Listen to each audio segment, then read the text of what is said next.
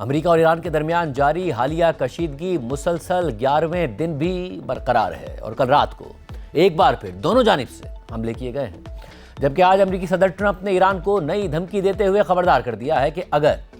Iran street of Hormuz میں کسی بھی تجارتی جہاز کو نشانہ بنائے گا تو اس کے جواب میں امریکہ ایران میں ایک پل یا پاور پلانٹ پر بمباری کر دے گا۔ اس سے پہلے ٹرمپ نے ایران کے ایک ممکنہ جوہری مقام پکیکس ماؤنٹین پر بھی شدید حملے کی دھمکی دی تھی۔ ایسے میں ایرانی پاسداران انقلاب نے حالیہ امریکی حملوں کے جواب میں بحرین، کویت اور اردن میں امریکی تنصیبات کو متعدد میزائلز اور ڈرونز سے نشانہ بناتے ہوئے واضح کیا ہے کہ وہ امریکی جارحیت کا بھرپور مقابلہ کرے گا۔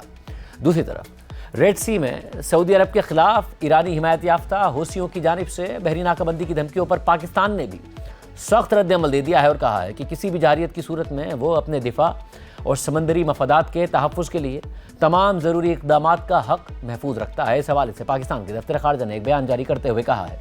کہ پاکستان ریڈ سی میں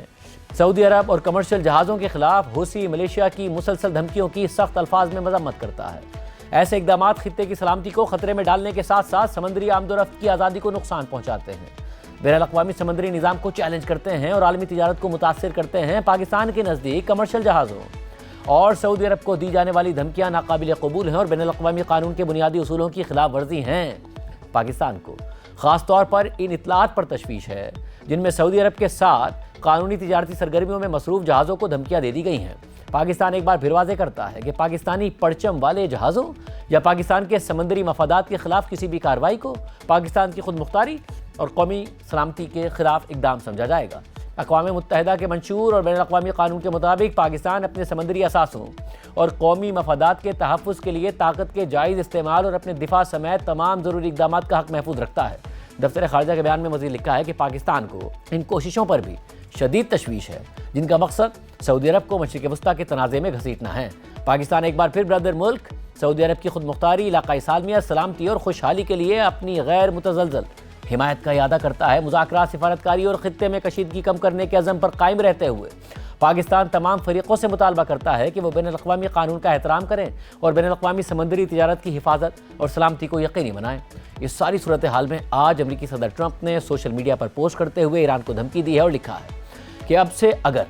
ایران اسٹریٹ آف ہرمز میں کسی بھی جہاز پر میزائل، راکٹ، ڈرون یا کسی بھی دوسرے ہتھیار سے حملہ کرتا ہے تو امریکہ اس کے جواب میں ایک پل یا پاور پلانٹ کو بمباری کر کے تباہ کر دے گا، جن میں ایران کے دارالحکومت تہران یا اس کے قریب واقع تنصیبات بھی شامل ہوں گی۔ تھینک یو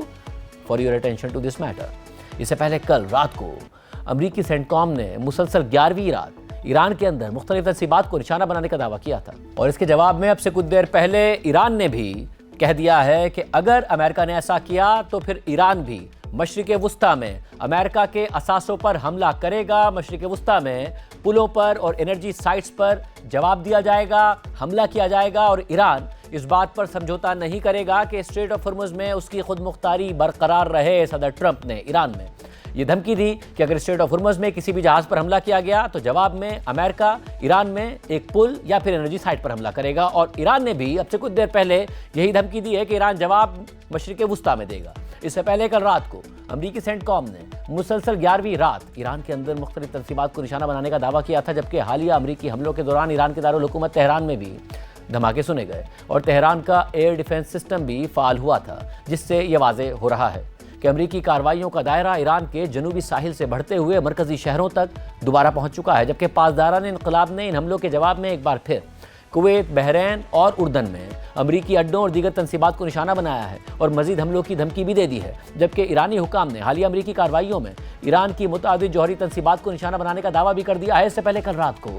صدر ٹرمپ نے ایران کی ایک ممکنہ جوہری سائٹ پر بمباری کی دھمکی دی تھی اور کہا تھا کہ ہمارا کام ابھی بالکل بھی ختم نہیں ہوا ہے اور غالب امکان ہے کہ ہم بہت جلد اس علاقے کو نشانہ بنائیں گے اور بہت شدت کے ساتھ نشانہ بنائیں گے۔ یہ واضح رہے کہ پکیکس ماؤنٹین ایران کے کوہ کلنگ کو کہا جاتا ہے اور امریکی حکام کا ماننا ہے کہ اس پیچیدہ پہاڑی علاقے میں ایران کی ایک زیر زمین خفیہ جوہری تنصیب موجود ہے۔ تاہم ایران ان الزامات کی تردید کرتا ہے۔ ٹرمپ کی اس مقام پر حملے کی دھمکی کے بعد آج ایرانی وزارت خارجہ کے ترجمان اسماعیل بقائی نے ایکس پر ایک پوسٹ کرتے ہوئے لکھا کہ ایران کی پرامن جوہری تنصیبات کے خلاف امریکہ کے بار بار حملے اور دھمکیاں نہ صرف اقوام متحدہ کے منشور، بین الاقوامی قانون اور انٹرنیشنل اٹامک انرجی ایجنسی کے board of governors, general conference اور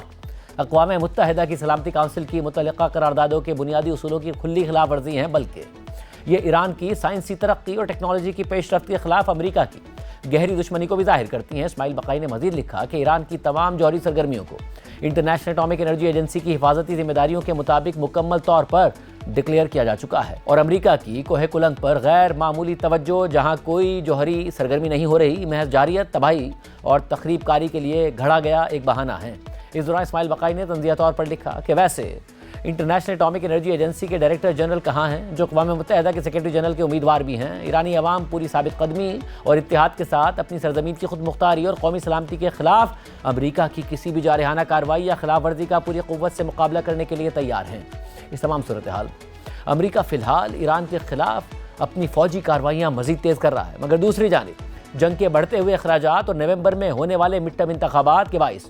ٹرمپ انتظامیہ کو سخت سیاسی مخالفت کا سامنا بھی کرنا پڑ رہا ہے۔ کل امریکی وزیر دفاع پیٹ ہیگسیٹ نے امریکی سینٹ کی ایک کمیٹی کو بریفنگ دیتے ہوئے بتایا کہ ایران کے خلاف جاری جنگ پر اب تک امریکہ کے 37.5 ارب ڈالرز خرچ ہو چکے ہیں۔ واشنگٹن میں ہونے والی سماعت کے دوران پیٹ ہیگسیٹ نے امریکی قانون سازوں کو بتایا کہ اس رقم میں اب تک ہونے والے جنگی اخراجات کے ساتھ ساتھ رواں مالی سال کے اختتام تک متوقع اخراجات بھی شامل ہیں۔ اسی دوران جب پیٹ ہیگسیٹ سینٹ کی کمیٹی کو جنگی اخراجات پر بریفنگ دے رہے تھے تو ایک خاتون نے کارروائی کے دوران جنگ کے خلاف احتجاج کرتے ہوئے نعرے بازی شروع کر دی۔ خاتون نے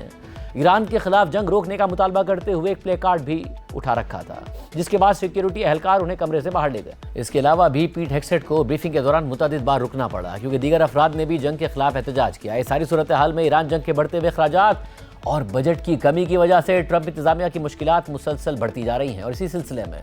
گزشتہ ماہ صدر ٹرمپ نے امریکی کانگریس سے تقریباً 90 ارب ڈالرز کی اضافی فنڈنگ کی درخواست کی تھی، جس کا زیادہ تر حصہ